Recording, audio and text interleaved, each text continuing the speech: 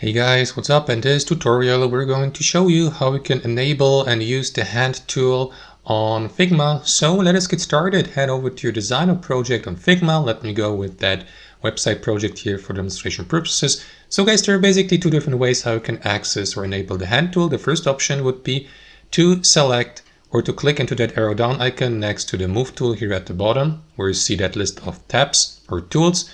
Here, click into that arrow down icon, move tools, and switch from the move tool to the hand tool or use the shortcut H. So let me do that really quickly. And as you can see, the cursor has switched to a hand tool like that. So this will allow you to navigate and to move your design here along your canvas. Like for example, if you left click on your entire design, it will be moved, for example. So if you'd like to make some space here to the left for other designs or elements, simply left click into that design and move it here to the right, and there you go. That's how you make some space here in your canvas. So let's move that back, that design. So that's one way. The second option, guys, would be to simply switch back to the move tool if you like using the move tool. Here, select it and simply press and hold the space key on your keyboard just like that, and that is going to switch to the hand tool, as you can see, without selecting it here at the bottom.